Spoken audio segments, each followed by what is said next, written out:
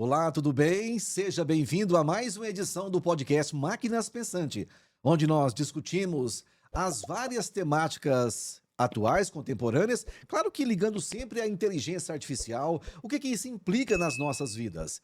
Hoje eu tenho a honra, eu tenho o prazer de receber aqui o Rafael Leal, ele que é do Ministério das Relações Internacionais, ele é do Itamaraty. Tudo bem? Muito obrigado pela presença. Wesley, é um prazer estar aqui. Estou aqui poucas vezes estive aqui em Goiânia e é um prazer estar aqui no teu podcast para falar sobre tecnologia, inovação e um pouco do qual o papel, né, do nosso ministério, Ministério das Relações Exteriores, Aham. que também é conhecido como Itamaraty. Enfim, Sim. é um prazer estar aqui.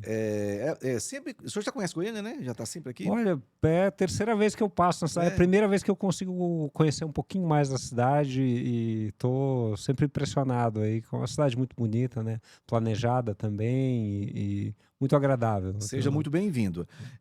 Eu comentava com você sobre, no meu imaginário fica a palavra Itamaraty. Quando eu Uhum. falo Ministério das Relações Internacionais, eu não faço essa ligação com Itamaraty, mas pertence à mesma instituição, né? São nomes, herdou um nome diferente, como é? É um sinônimo, né? Aham, Então a gente estava até conversando antes, né? Quando a administração federal estava no Rio de Janeiro, né?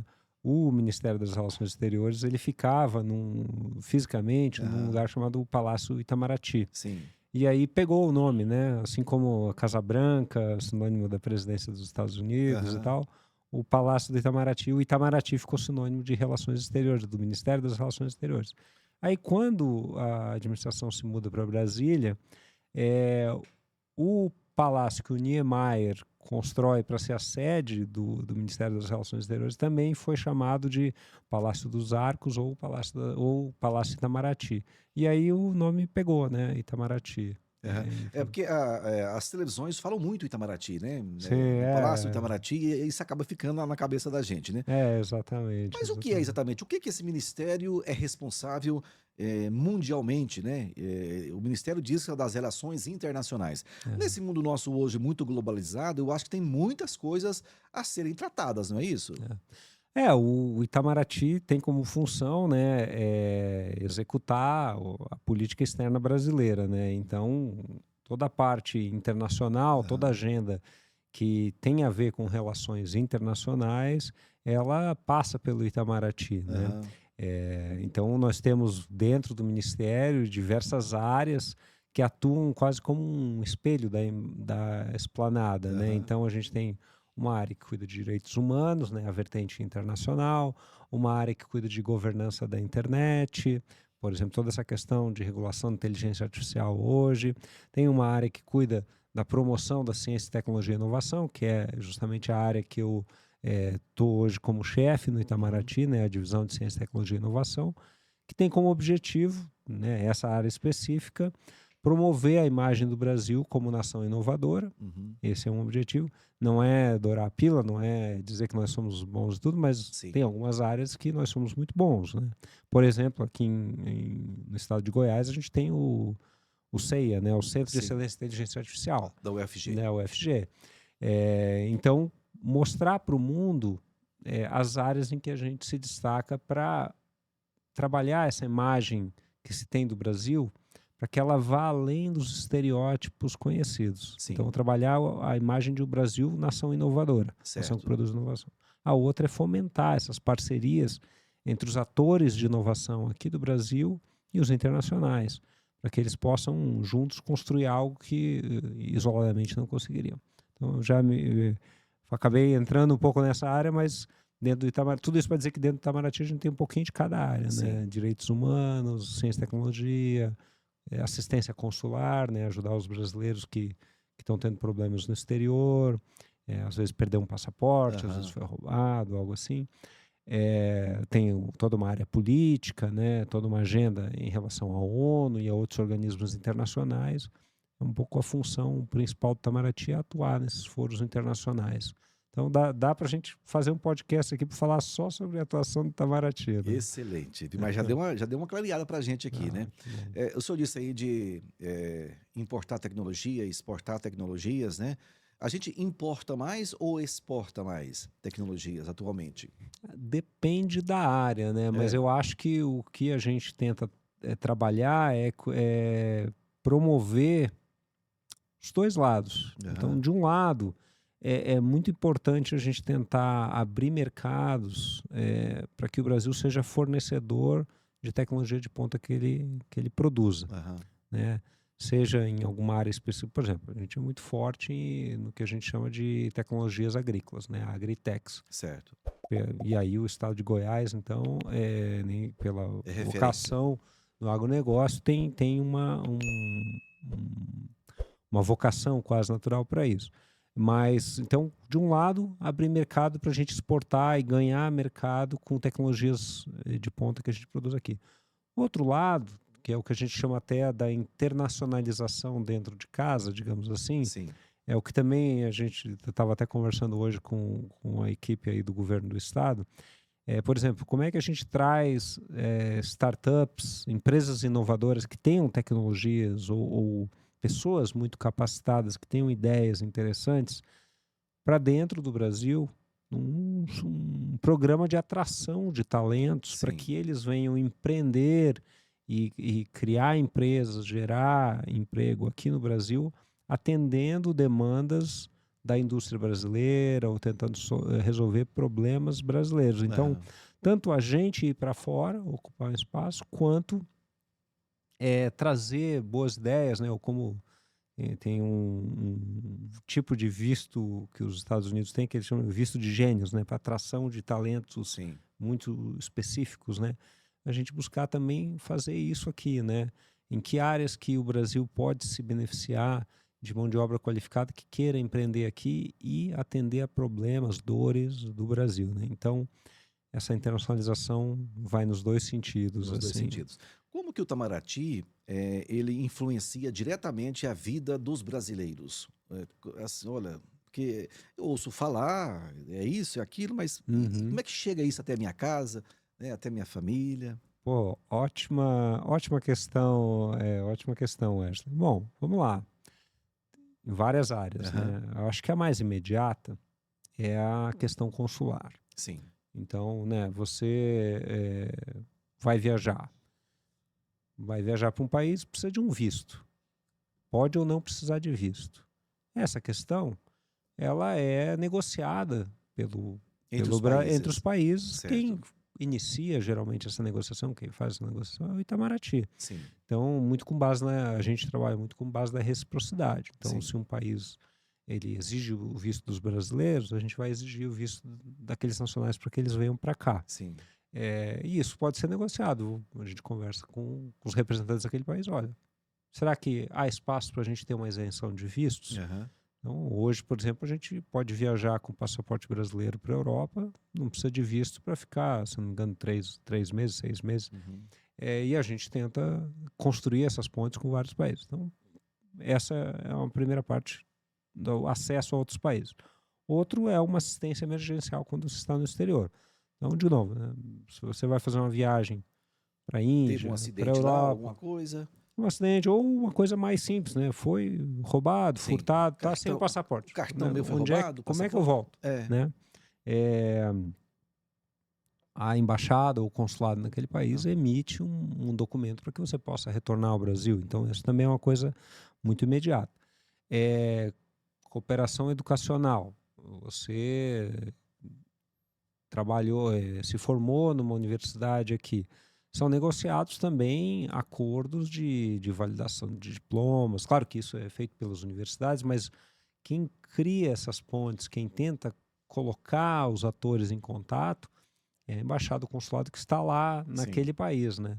Por exemplo, hoje no Mercosul, eu estava, não é a minha área, né? Mas recentemente tá chegando a uma convergência, né, de grade curricular que pode fazer com que você consiga cursar uma parte aqui em outros países do Mercosul. Isso ainda é uma aspiração, mas trabalha-se para isso. Então, esse Entendi. é um outro aspecto, né? Então, Aham. na cooperação educacional, você ter facilidades, né, nessa movimentação de pessoas para que elas consigam ter uma continuidade. E aí, claro, você tem direitos humanos, né? Outra questão, por exemplo... Traslado de corpos também. Pois Massa é, essa é acordar? uma questão que Eu acho é que bastante demandada quando acontece, infelizmente, até alguma porque que a tragédia assim. mídia dá mais publicidade a isso, É, talvez, né? é. Se eu não me engano, hoje o Itamaraty ele não paga o translado do corpo, mas ele facilita nos trâmites para fazer isso. Sim. A argumentação até é que é, por exemplo, se eu sou de Florianópolis, né? Aham. Digamos que eu morra aqui depois do seu podcast. O governo brasileiro ele não paga o traslado do meu corpo para Florianópolis ou para Brasília, né? Mas Então, faz da os mesma meios legais, talvez, né? a embaixada sempre presta todo o auxílio que Aham. ela puder, né? É. Então, a embaixada, o consulado no exterior, ela acaba sendo a entidade que representa o Brasil, que pode prestar alguma Aham. assistência dentro das nossas limitações, né? Aham. Mas O senhor falou em questões consulares. Nós temos embaixadas em todos os países do mundo? Não, né? praticamente todos. É. Hoje são 193 países que são parte da ONU, né? Aham. A gente tem 223, 220, o número preciso vai estar aí em torno de 220 a 230. Acho que é 223 embaixadas e consulados. A Certo, embaixada, ela sempre está na capital do país. certo. Então, por exemplo, nos Estados Unidos, a gente tem a embaixada do Brasil em Washington. Em outras cidades Os consulados. importantes, são os Os consulados. consulados. Então, a Aham. gente tem diversos No consulados Brasil, nós nos temos Estados Unidos. embaixada e quantos consulados? 3? Não, aqui no Brasil, daí é o Ministério das Relações Exteriores que Aqui cuida. Aí a gente tem não se chama de embaixadas. consulado aqui. Não, aí é o O consulado é em Ministério. outro país. O que a gente tem no Brasil são embaixadas e consulados de outros países. Então a Sim, gente tem embaixada da China, pode ter, né, no Rio de Janeiro, consulado dos Estados sim, Unidos e tal. E sempre a embaixada na capital, os consulados em outras certo. cidades importantes. Então hoje a gente tem quase todos os países. A gente tem Coreia do Norte, Irã, nós temos, obviamente, todos os países da Europa, praticamente, talvez tenha um ou outro menor ali, sei lá, Montenegro, né? Aham. Montenegro a gente não tem embaixada, e tem a embaixada na Croácia, por exemplo, Aham. que cobre aquela região, né? Mas o Brasil é um dos países com a maior rede diplomática do mundo, né? Aham. São poucos os países que têm mais, né? China, Estados Unidos, certamente, né? Mas a nossa rede é muito extensa. O senhor já foi embaixador no Irã? Não, desculpa, eu não sou embaixador. Embaixador na carreira diplomática é o final, digamos assim, da carreira É o diplomática, mais né? alto, o cargo mais alto. Eu sou diplomata. Diplomata. Então o senhor foi diplomata no É. Irã? Eu fui diplomata no Irã, Sim. fiquei lá 3 anos, atuei em diversos setores, né, desde o setor político, que faz um pouco análise política da política interna iraniana e da política externa iraniana para a região. Aham. Daí, depois eu fui, 4 anos eu trabalhei na Embaixada do Brasil em Washington. Lá eu cuidava também dos temas dos Estados Unidos e Oriente Médio, Aham. geralmente, e também outros temas de defesa e desarmamento. E de lá eu fui para a Embaixada do Brasil na África do Sul, que fica em Sim. Pretória. Fiquei 3 anos lá. E então, depois de quase 10 anos no exterior, eu voltei e estou desde então trabalhando na divisão de Ciência, Tecnologia e Inovação do Itamaraty. Certo. Nessa Olha, divisão de ciência e tecnologia que o senhor atua, tem tido muitas novidades no Brasil? Muitas startups têm crescido, aparecido, que possa até ir para outros países? O senhor tem observado isso? com certeza. É. Eu vou contar até uma história, né? Sim. Quando eu sou diplomata já faz 15 anos, né? Antes disso, eu entrei em 2009 no Itamaraty. Em 2000 a 2020, eu tive uma startup em Florianópolis. Sim. E o ecossistema de inovação brasileiro era completamente antigo. Eu brinco que se hoje eu tivesse tentando empreender no Brasil, eu não seria diplomata. Eu teria com tudo que o ecossistema hoje Está tem, o favorecendo, quanto tem. que avançou, né? Eu espero, né? Seria um empreendedor na área de tecnologia. Só cortando, A minha- startup de quê? Bom, era na área de gerenciamento de projetos, né? Sim. Numa época que nem se usava o termo de startup ainda, né? A gente Aham. falava empresa de software, né? É. Hoje já... Mas para dar um exemplo, né? Hoje, depende com quem você fala, o Brasil tem entre alguma coisa entre 13 e 20 e poucas mil startups, né? Aham. Esse número, e pelas nossas contas, né, a gente soma mais de 30 unicórnios, né, que são startups avaliadas em mais de desculpe, 1 bilhão de reais, né? Quando se começou, a gente vai falar um pouco mais adiante do programa Diplomacia da Inovação, Aham. acho que foi mais ou menos em 2017, acho que tinha 1 ou 2 unicórnios, né? Hoje a Olha gente tem só. 30, né? Uma É. evolução gigante, né? Nos últimos 6 anos também o Brasil ganhou 6 posições no Índice Global de Inovação, que é tipo um ranking de inovação dos países, né? Hoje a gente está posição 49ª, então está evoluindo nessa parte de inovação. Claro que uma coisa que eu sempre ouvi eu fiz faculdade de engenharia de controle e automação, né? Aham. Desde que eu estava na faculdade, a gente sempre ouve, né, que o Brasil ele é muito bom em pesquisa, mas há uma dificuldade de traduzir essa pesquisa em inovação. Então a gente vai muito bem em publicação de artigos científicos, né? Então os nossos número de citações, se eu não me engano, o Brasil está ali entre 13º, 14º e tal, mas na inovação a gente está em 49º. Então há um Entendi. gap, né, A entre a gente nossa pesquisa capacidade. muito, mas não executa, Exatamente. E eu né? acho que isso que está começando a mudar um pouco Aham. no ecossistema brasileiro, esse movimento, né, das startups, né, não só das startups, mas dos ambientes promotores de inovação, né? As incubadoras, as Sim. aceleradoras, os hubs, né? Como a gente tem aqui o hub aqui em Goiânia, né? Quando eu tinha minha empresa, eles eram simplesmente um aluguel barato com internet. Sim. E de 2000 para hoje, né, 2024, eles evoluíram para, bom, a gente não pode dar só internet em uma sala para as pessoas com Era só um computador. coworking. Era só um coworking, É. exatamente, com uma administração É. geralmente subsidiada pelo estado ou pelo município, né? E eles foram evoluindo, né? Sim. Você começou a ter o programa começou a ter uma certa mentoria para os empreendedores fazerem plano de negócio. Por exemplo, pô, não é só isso que precisa networking. Uhum. Esse pessoal precisa conversar, precisa ter acesso a investidores. Começaram a fazer eventos de networking.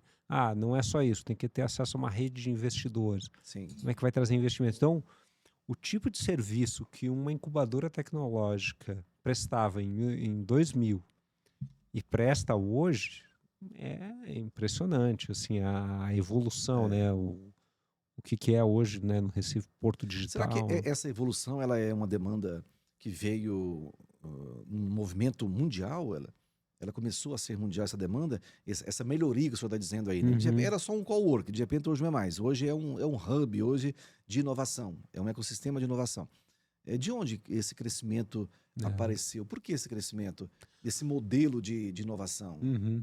Olha, eu acho que os governantes, né, alguns mais visionários do que outros, né, eles começaram a ver que isso era uma forma de você desenvolver capital intelectual, gerar renda para a sua região, para a sua Sim. cidade, para o seu estado, de uma forma sustentável, sem poluição. Eu gosto de dar o exemplo de Florianópolis, né? Florianópolis, na época que eu estava lá, a maior receita do município era com turismo. Sim. Turismo e IPTU. Hoje é com startup. Olha só. Então é uma cidade turística, né? Aham. Todo mundo conhece as praias de Florianópolis, mas eles conseguiram, com o fomento a esses ambientes de inovação, gerar um novo tipo de receita para a cidade Aham. que ultrapassa o turismo, que tem a ver com conhecimento, com a economia do conhecimento. E eu acho que o que Goiânia está fazendo também vai nesse sentido, o que Recife fez com o Porto Digital, o que São José dos Campos fez com o Parque tecnológico, o Parque de Inovação Tecnológica, lá muito ligado ao setor aeroespacial. Então foi se percebendo que era uma política pública muito interessante você desenvolver essa indústria criativa, essa indústria do conhecimento, da inovação, né? Aham. E a inovação ela traz ganhos muito, em alguns casos, disruptivos para a economia, né? Sim. Tem um autor, né, o Peter Thiel, que é um dos sócios da PayPal. O livro dele, né, é de 0 a 1, né, ele faz essa analogia, né, que enquanto algumas inovações elas são de melhorias, ganho de escala, né, você vai de 1 a 100, a indústria da inovação ela vai de 0 a 1. Ela, do nada, ela cria um novo Aham. mercado, uma nova... Então, um pouco nessa linha. Certo. Isso tem implicado diretamente a vida das pessoas, né? E eu sempre tenho dito isso aqui nas minhas conversas. A gente conversa, mas no final tem que ter uma implicância na vida das pessoas. Tem que Uhum, alterar para melhor a vida das pessoas. Eu acho que esses hubs de negócios, esse ecossistema de uhum, inovação, tem trazido muito isso. Já esteve aqui o Dante Garcia, que é da área da saúde, ele é um CEO do SUS, e ele falava muito isso, que trouxe isso para a melhoria das pessoas devido a essa melhoria nas tecnologias. Quer dizer, o uhum. que é uma tecnologia? Tudo aquilo que favorece a vida das pessoas. Deixa eu só contar uma história de tecnologia. Eu li um livro onde falava que tinham duas pessoas no meio do mato lá e eles precisavam de fogo, né? E eles descobriram que esfregando um pedaço de pau em outro lá gerava fogo. Uhum. Aí, para concluir, isso é tecnologia, né? Essa tecnologia que teve lá Aham. foi que ajudou com que eles tivessem o fogo.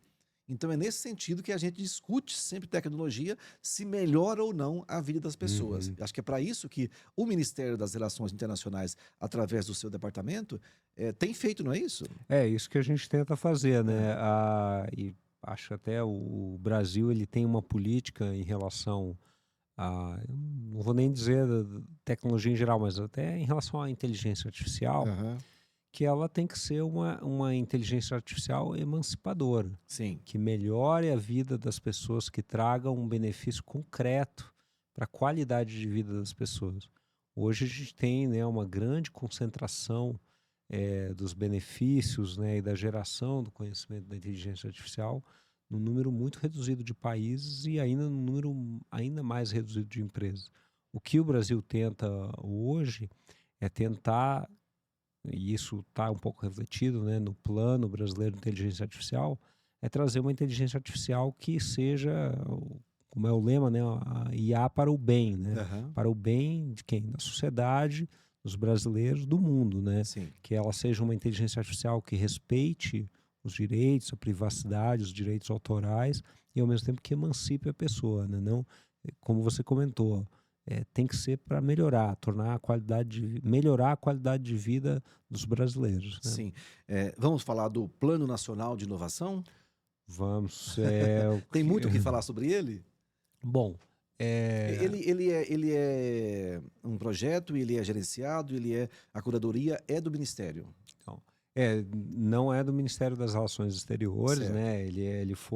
O plano foi uma encomenda, né, do presidente Lula à ministra de Ciência, Tecnologia e Inovação, Luciana Santos, Sim. e a ideia é que ele fosse lançado, né, na 5ª Conferência Nacional de Ciência, Tecnologia e Inovação. Aí eu vou precisar contar um pouco uma história, né? Perfeito.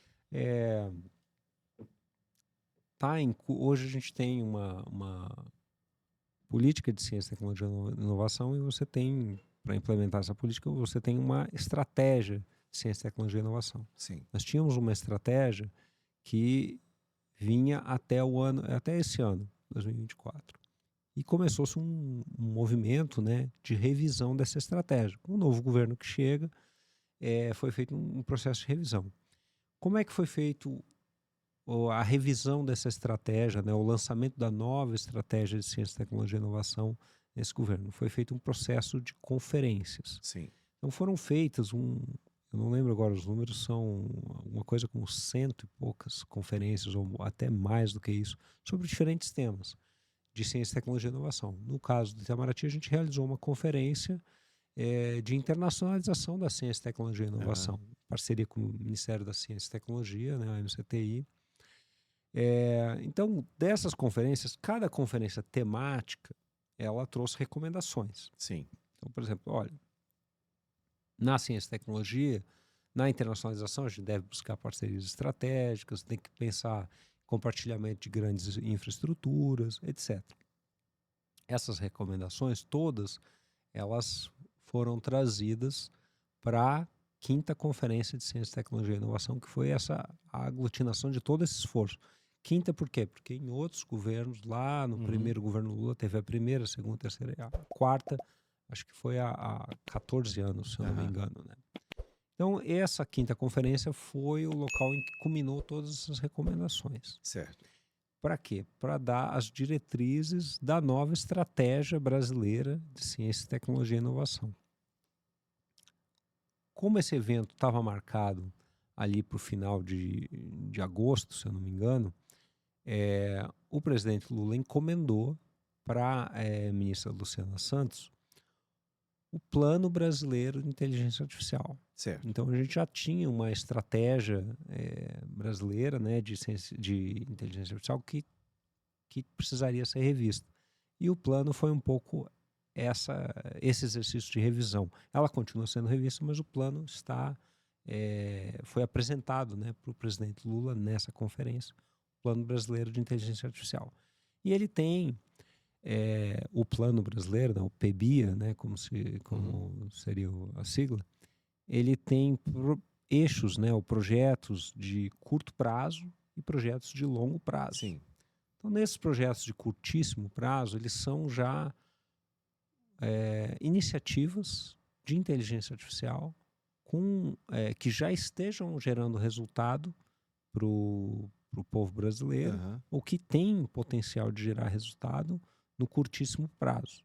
Então, por exemplo, um dos projetos é o setor do Itamaraty Consular está utilizando a inteligência artificial no atendimento consular online dos cidadãos brasileiros. Então, é um chatbot, né? Que você entra lá, meu nome é Rafael, meu passaporte foi roubado. Ok, Rafael, em que cidade você está? Vai fazendo um direcionamento até chegar no... Exatamente. Então, mas tem outras iniciativas, né? Outra que hoje, por exemplo, a AGU, né, a Advocacia Geral da União, está desenvolvendo um sistema que utiliza a inteligência artificial para fazer uma triagem nos documentos e modelos que os advogados da União vão usar nas defesas que fazem. Nesse Plano Nacional de Inteligência Artificial, existe também até um fundo financeiro de aplicação para ser aplicado, não é? Sim, sim. Talvez o senhor poderia dizer um pouco mais sobre esse plano de inteligência artificial. Nós começamos a falar de inovação, de repente passamos para a inteligência artificial, que não deixa de ser ligado à inovação. Mas esse plano de inteligência artificial do Brasil, como é que é? O que vai ser feito até 2030, por exemplo? Bom, o plano, né, ele foi pensado, né, um plano de 4 anos, né, então 2024 até 2028. Nesse plano estão previstos investimentos estatais, maioria estatais, privados, da ordem de 23 bilhões de reais para fomentar o desenvolvimento da inteligência artificial no Brasil. Uma das metas do plano é para a gente chegar a ter um supercomputador, um computador de alto desempenho, que esteja entre os 5 melhores do mundo. Hoje a gente tem, para dar alguns dados, assim, né, nós temos um supercomputador no Brasil, que é o Santos Dumont, fica em Petrópolis. Para ter uma ideia, hoje... O da Petrobras? Não, esse é o, se eu não me engano, o Pegasus. O da Petrobras é o Pegasus? O da Petrobras é o Pegasus. O outro supercomputador que é ligado ao MCTI, portanto público, né, é o Santos Dumont.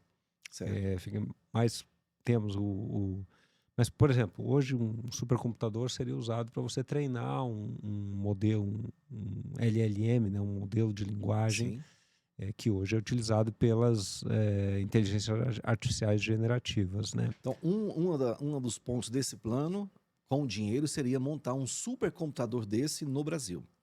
Hoje nós não temos. Atualizar atualizar, por exemplo, o Santos Dumont, que já é o supercomputador brasileiro, para que ele ele passe a figurar entre os 5 melhores supercomputadores do mundo. Em termos de espaço, ele é grande mesmo, é? Poxa, não saberia te dizer exatamente. Porque eu fico imaginando É uma uma casa. casa, né? Pois é, eu não sei. Mas, por exemplo, para dar uma ideia de processamento, né? Se a gente fosse treinar um modelo Sim. LLM equivalente ao ChatGPT hoje, o GPT 3.5 ou 4, Aham. 4O, né? Se nós fôssemos usar o Frontier, que é o maior supercomputador hoje no mundo, esse treinamento ele levaria cerca de 1 mês. Precisaria deixar o supercomputador rodando 1 mês para que a gente conseguisse treinar, digamos que a gente quisesse ter um chat GPT brasileiro, Entendi. né? Os dados brasileiros, levaria mais ou menos 1 mês. Aham. A Espanha tem um outro supercomputador, que é o Mare Nostrum, em Barcelona, que o Brasil até tem uma colaboração entre o Santos Dumont, o supercomputador brasileiro deles. Esse supercomputador levaria o equivalente a 5 meses Nossa para treinar, de 1 mês para 5 meses. Se a gente fosse treinar esse mesmo modelo no Santos Dumont, a gente levaria 10 anos. E Então, eu estou pensando o tamanho do computador da OpenAI. pois é. Eu estou Então, investigando isso aqui. pois é. Então, mostra um pouco o quanto que essa infraestrutura ela é importante para o desenvolvimento de uma tecnologia no Brasil. Aham. E às vezes a gente precisa comprar, mas aí também entra um pouco o papel do Itamaraty Sim. em criar cooperações em que a gente possa compartilhar essas Aham. infraestruturas de pesquisas, né? Esse caso, por exemplo, da colaboração entre o Santos Dumont e o Mare Nostrum, que é o Centro de Supercomputação de Uhum. Barcelona, é um exemplo, né? Então, eu acho que essa é uma dos objetivos Certo. do PBIA, né? Do Plano Esse Brasileiro. subcomputador acaba despertando curiosidade da gente, né? Hoje, atualmente, o que ele serve para quê? Ele é armazenado o que lá? Qual que é a função dele? Olha, muitas vezes tem alguns problemas, né? Seja decodificação do genoma ou problemas. Aí você citou a Petrobras, né? Tem muitos problemas de simulação de fluidos que precisam. Você precisa processar uma quantidade de dados Aham. que você consegue numericamente, através do processamento de dados, resolver problemas que seriam impossíveis se você não tivesse uma alta capacidade de processamento. Aham. Então, Então, voltando aí, então, do Plano Brasileiro de Inteligência, né? Dos pontos a ser aplicado o dinheiro seria nesse supercomputador. sim. Ó, É. ele tem 5 eixos que vão nortear esses investimentos no Certo. plano, né? O primeiro eixo é infraestrutura e desenvolvimento de inteligência artificial no Brasil. Aí entra o supercomputador. Sim. Outro eixo é a difusão, formação e capacidade de inteligência artificial. Isso é bom, né? Ou seja, difundir o conhecimento, Exatamente. formar a mão de obra, porque não adianta nada a gente ter um Ter sua supercomputador máquina não vai se resolver. ninguém sabe usar. A gente Ninguém sabe usar. precisa, né, treinar os jovens, né, a estarem prontos para desenvolverem, usando essas ferramentas e desenvolverem esse tipo de tecnologia. O terceiro eixo é justamente o que a gente começou falando, que é a melhoria da vida do cidadão, Sim. que é a inteligência artificial para melhoria dos serviços públicos. O quarto eixo, e aí nesse até o Itamaraty está atuando também, é a IA para inovação empresarial. Como é que as empresas, as indústrias usam a IA? Aí nesse caso, depois a gente talvez fale um pouco sobre a diplomacia da inovação, Aham. executada pelo Itamaraty. Aham. A gente tem, por exemplo, o nosso programa de diplomacia da inovação, ele tem chamadas que apoiam startups, apoiam empreendimentos, né? E a gente tem ali uma vertente de inteligência artificial. Então, uma das prioridades da diplomacia da inovação é apoiar startups brasileiras dessa área que queiram se internacionalizar. E aí o quinto eixo é o apoio ao processo regulatório de governança de IA.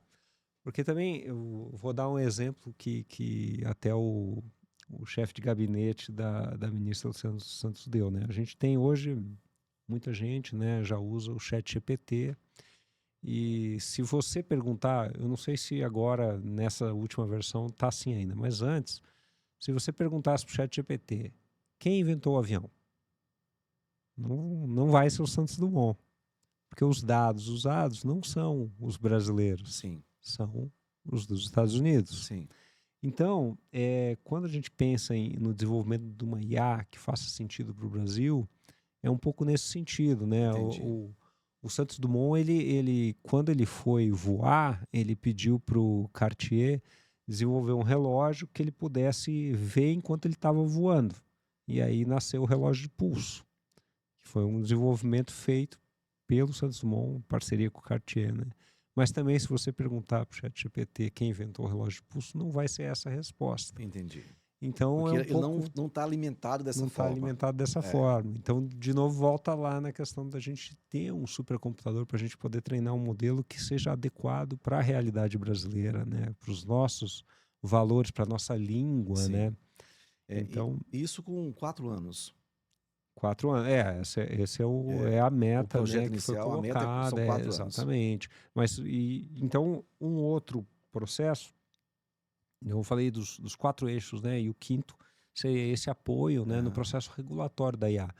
Porque aí também existe uma. Isso já está acontecendo. Já está É, acontecendo e já teve votação, já co- teve continua, plenárias, né. continua.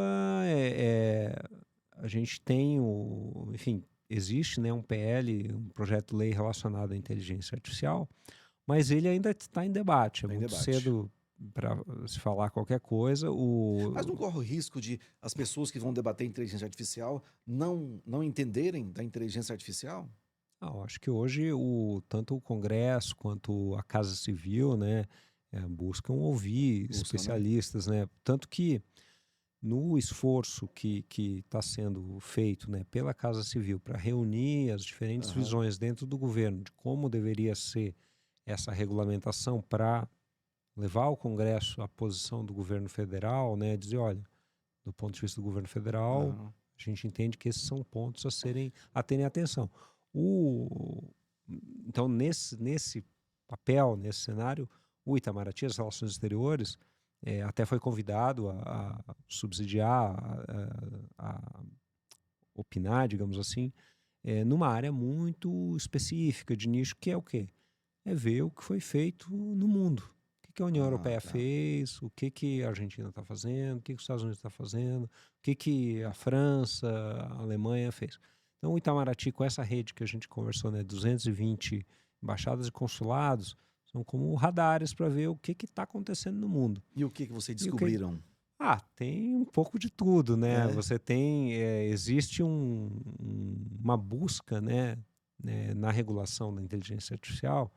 De um lado, você quer proteger os direitos autorais de Sim. quem está tendo seus dados usados para alimentar um modelo que vai gerar um produto que é um produto comercialmente importante, mas quem forneceu os dados não está sendo remunerado. Aham. Você tem também uma preocupação com a privacidade, com a integridade, e de outro lado, você também não quer fazer uma regulação que seja tão forte, tão violenta, que Que faça impeça que, o que, desenvolvimento, a o, inovação, que né? o empresário vai olhar e Eu vai não dizer, posso, não, aqui não não posso. tenho Eu conseguido, quero agir, mas eu não posso fazer eu isso. vou ter que ter uma estrutura que eu E não não vou corre o risco também de conseguir. ser meio tendenciosa. Eu falo assim, ó, eu vou fazer regular assim, e essa regulação protege um certo grupo, essa regulação protege o outro. Ou nessas audições que estão acontecendo, isso tudo está sendo Uhum. ouvido, visto e Ah, pensado. aí eu acho que o processo legislativo, Aham. ele é isso, né? Uma conjunção de forças e a gente temos os representantes eleitos que buscam atender os diferentes grupos, né? Sim.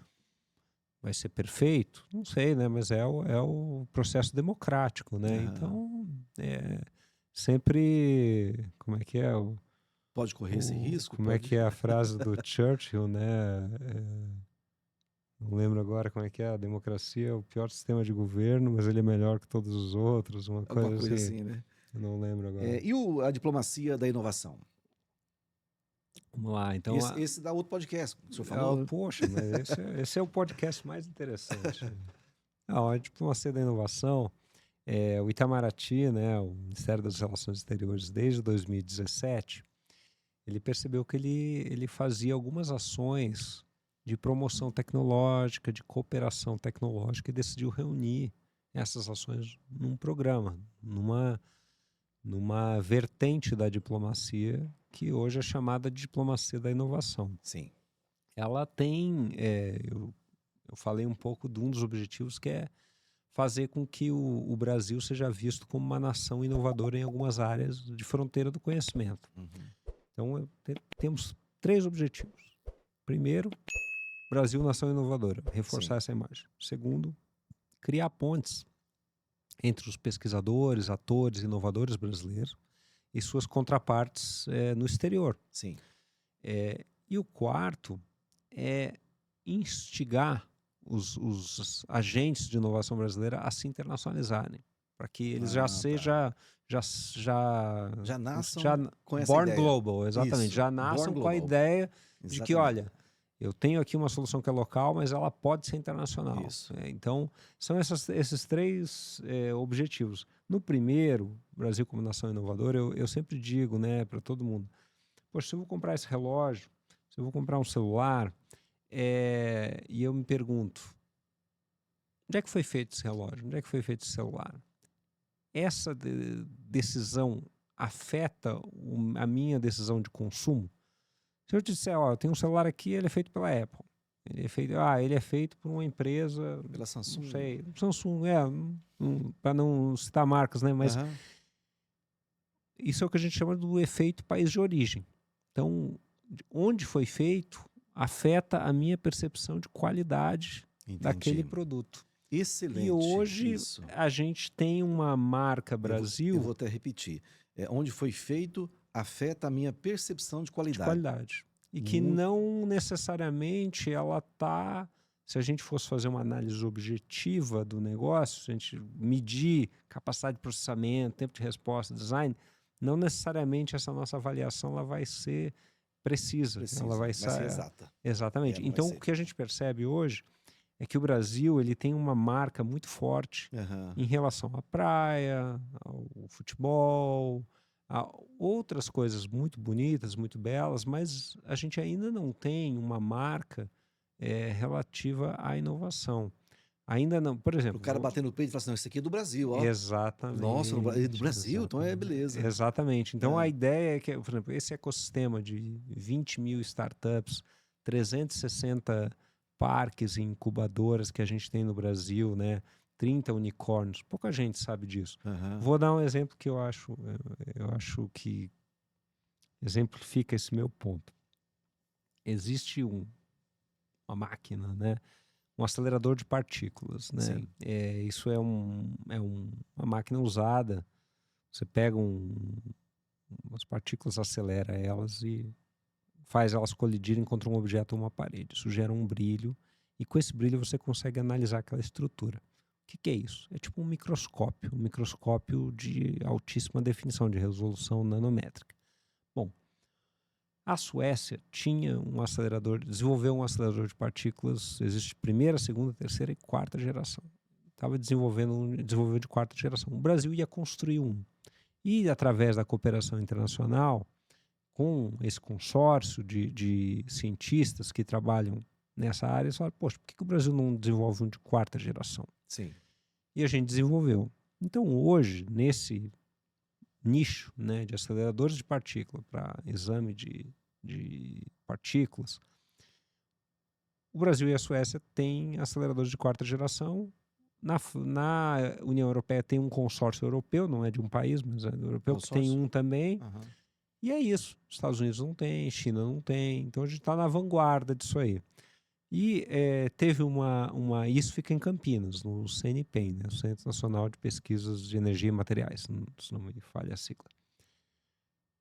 A secretária de Inovação de Campinas foi fazer uma visita a Barcelona e eles foram lá no @22, o 22 que é um centro de inovação, um hub de tecnologia. E aí lá os espanhóis falaram, não, aqui é esse hub e tal, e mais, aqui a gente tem um acelerador de partículas de terceira geração. E aí ela falou, poxa, no Brasil a gente tem um de quarta, exatamente. Então isso ainda não se espera do Brasil, Entendi. que a gente esteja à frente, mas a gente está em alguns aspectos. E essa diplomacia da inovação busca isso, né? Exatamente, a partir do momento que na Argentina, nos Estados Unidos, na China, no Brasil, a gente consiga reduzir o gap que existe onde o Brasil está e como o Brasil é visto, isso vai gerar mais investimentos no Brasil, mais negócios, Entendi. vai fazer com que os nossos produtos tecnológicos consigam ser vendidos mais facilmente. Eu tenho um exemplo que eu acho muito bom, é na Colômbia. A Colômbia é um país que, pela sua história, está muito ligado aos Estados Unidos. Sim. Então você tem uma elite empresarial que está, para o bem e para o mal, muito focada nos Estados Unidos. Aham. E hoje a gente tem empresas brasileiras que vendem na Colômbia que me dizem, olha, o meu produto é melhor, é mais barato, mas não é dos Estados Unidos. Isso faz com que eu tenha que ser, assim, eu tenho que conseguir mostrar Provar que de eu todas as sou formas que você... 1000 vezes melhor para... Então, esse é um exemplo clássico do país de origem. Entendi. A gente está perdendo oportunidades comerciais. Tem uma sequência histórica que isso aconteceu com o Brasil? Em termos de inovação? Eu não tenho essa referência, essa identidade. Aham. Eu acho que vai sendo construído junto com a história do país, né? Vamos pegar o caso do Japão, né? O Japão, durante muito tempo, né, antes ali dos anos 80, eles eram vistos como um país que fazia cópia baratas, mais ou menos como a China foi Aham. vista durante um tempo, Foi. né? É. E Os depois, produtos chineses, quando né? a gente estava ali na década de 90, se falava muito que o Japão ia dominar o mundo, que era o país que eles faziam, né? Os produtos japoneses hoje são vistos com uma qualidade incrível, né? E hoje a gente vê a China construindo essa imagem de ter produtos cada vez com uma qualidade superior, Sim. batendo, né? Os Estados Unidos ainda é referência em muitas áreas, mas ela vai cada vez se aproximando. E na relação custo-benefício hoje, a Isso, gente consome isso tem muitos décadas, produtos. né? Décadas para isso, Exatamente. né? Então, vários países já acordaram para isso, né? O que é muitas vezes chamado também como tech diplomacy, ou diplomacia da tecnologia, ou da promoção tecnológica, né? E isso pode ter várias vertentes, né? Aham. De um lado é uma promoção comercial nua e crua, né? Que é Certo. fazer mudar a percepção que se tem do país. A outra é acesso a colaborações que possam trazer ganhos para o Brasil. Sim. Vou dar um exemplo da diplomacia da inovação. A gente tem hoje uma área também muito interessante, talvez junto com a inteligência artificial é a outra área que muita gente conversa hoje, que são tecnologias quânticas. Nós temos aqui no Brasil vários pesquisadores muito bons, né, nessa área, e a gente organizou, através da diplomacia da inovação, uma missão desses pesquisadores da área de tecnologias quânticas para a Alemanha. Sim. Então, a nossa embaixada, o nosso setor de ciência e tecnologia lá, o que a gente chama de nosso diplomata de tecnologia, Aham. ele fez um estudo. Bom, aqui na Alemanha, quais são os grandes institutos que estão pesquisando tecnologias quânticas? Conversou com cientistas brasileiros. Olha, o que vocês querem visitar aqui na Alemanha? Não, a Alemanha a gente quer visitar XYZ. Ah, beleza, são esses os institutos, beleza. Aí a gente usou peso da embaixada, o peso do embaixador, uma carta, uma ligação, dizer, olha, que é a Embaixada do Brasil, a gente vai ter uma delegação de pesquisadores, são esses os pesquisadores, eles publicaram esses artigos, a gente gostaria que eles visitassem esses centros aqui, conversassem com essas pessoas que têm pesquisa desenvolvida na linha. Montamos uma agenda, eles foram, né, na verdade, visitaram todos os centros e disseram, olha, o que a gente conseguiu aqui em uma semana, a gente ia levar anos, talvez, para construir devagarinho, começando com um pesquisador, um centro e tal. Então, a diplomacia da inovação também é usar o peso diplomático do Brasil para abrir portas, para dar acesso. Publicidade, acesso, né? Publicidade e acesso. É. Acesso, e também tem outra coisa, né? Porque a tecnologia a gente tem, o produto a gente tem, e não estamos sabendo vendê-lo. Em alguns casos, sim. Mas, de novo, como eu falei no começo, não é que a gente quer adorar a pílula. Não é dizer que o Brasil é bom em tudo. Não. Sim, perfeito. Mas tem algumas coisas que nós somos muito bons Sim. e não se sabe. Essa do acelerador de partículas, por exemplo, é um exemplo que eu sempre dou, né? E então temos isso, né? A parte da promoção, a parte da cooperação, e aí tem uma outra também, que é o seguinte. Bom, quando eu entrei no Itamaraty, alguém me perguntou assim, o que o Vietnã tem de ciência, tecnologia e inovação? Não sei. O que a Malásia tem? Puxa, a Malásia tem uma parte de semicondutores lá que eles são muito bons, complementares à indústria de semicondutores do Brasil. Pode ser um bom país para colaboração. Então, isso aí, para alguns países, os nossos atores, eles sabem, conhecem o ecossistema. Se perguntar para algum empreendedor, um startup, perguntar para ele sobre São Francisco, né, Vale do Silício, ele vai saber, Ele talvez sabe, até melhor, né? É. Agora, sobre esses outros países que eu mencionei, não. Geralmente não. China ainda é uma terra de oportunidade de colaboração ainda a ser mapeada e explorada. Então, nesse ponto, a gente identificou, né, através da diplomacia da inovação, que é um lugar que talvez o Itamaraty possa ajudar. Porque a gente tem uma embaixada no Vietnã há décadas, né? Há décadas. E essa embaixada, o diplomata que está lá há 4, 5 anos, ele conhece com profundidade. E ele pode dizer, poxa, aqui no Vietnã, isso aqui dá jogo com o Brasil. Entendi. Vamos chamar aqueles pesquisadores, vamos chamar aquela empresa para fazer uma cooperação aqui. Então, a gente também trabalha fazendo um mapeamento desses ecossistemas internacionais e eles estão todos gratuitos, públicos, disponíveis na página do Itamaraty. São congressos, são seminários. Não só congresso, mas um mapeamento. Um mapeamento mesmo, né? Um documento físico ali, uma carta de serviço que eles prestam. Então, um entendimento que eles têm lá, exato. Assim como eles fazem daqui, né? E nessa relação acabam um ajudando o outro e fazendo esse ecossistema mundial, né? Exato, exatamente. A nossa definição de cooperação científica e tecnológica é as duas partes cooperando para conseguir construir uma coisa, chegar num lugar em que sozinha elas não conseguiriam. Sim. E pressupõe não necessariamente uma igualdade, mas que cada uma das partes traga algo para a mesa. Se é só uma parte dando conhecimento, é uma cooperação técnica. Estou ensinando a fazer. Que o Brasil tem tentado fazer muito com os países do sul global. Mas a gente também busca, vamos identificar o que a gente tem de bom para juntar com outros países que estão desenvolvendo também e que juntos a gente consiga chegar mais longe. Então é um pouco essa a nossa tônica. Da diplomacia. Para a gente finalizar, Rafael, recentemente ainda está, né, acontecendo o bloqueio da rede social X, antigo Twitter. Toda vez tem que falar antigo Twitter, né, gente? Pois agora. Acho que ficou conhecido, né? E isso passa também pelo Ministério das Relações Internacionais? Bom, a gente não, é uma decisão, né, no Brasil. O Brasil, o Ministério das Relações Exteriores pode auxiliar numa parte internacional, né? Mas, assim, a empresa, né, X, ela está submetida, né, às regras do Brasil. E a gente tem várias pessoas falam de liberdade de expressão, né? Eu acho que a forma como a liberdade de expressão é vista nos Estados Unidos, ela é até um pouco excepcional, né? No sentido de que nos Estados Unidos você pode ter um partido nazista. Né? Você tem essa liberdade de expressão. No Brasil, a Constituição não permite. Né? Você pode ter...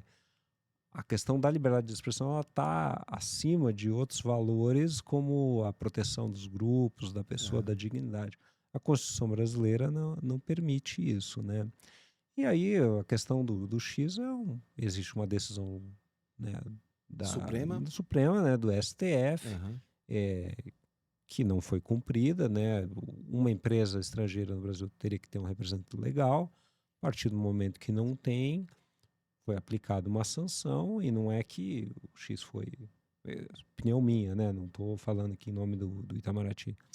Mas a partir do momento que essa decisão não foi cumprida, foi aplicada uma penalidade conforme a Constituição brasileira, né? E isso tem que valer tanto para a empresa do Elon Musk quanto para a empresa de Florianópolis, de Brasília, enfim, a lei vale para todos.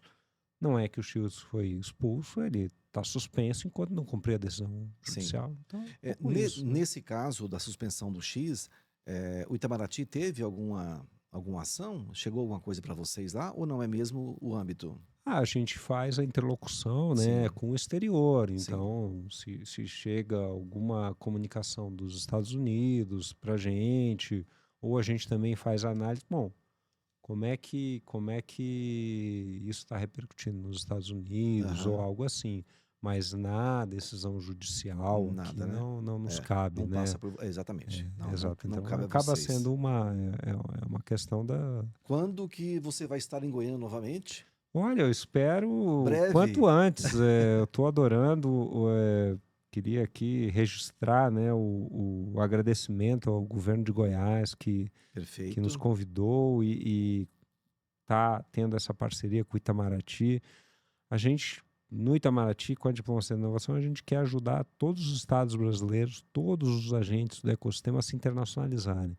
E quando a gente fala na arena internacional, o Itamaraty acaba sendo o ministério que tem a competência primária pelas relações exteriores. Então eu queria deixar a mensagem aí para os seus ouvintes, né, que a gente está ali para ajudar. Conheçam o programa Diplomacia da Inovação. A gente tem várias ações para ajudar os empreendedores a se internacionalizarem. Eu mencionei os mapeamentos, né? Eles são gratuitos, eles estão Aham. disponíveis. O que tem na Tailândia que pode ser interessante para a empresa? A gente tem um mapeamento, lá Pelo tem site, eu pelo pego. site. É.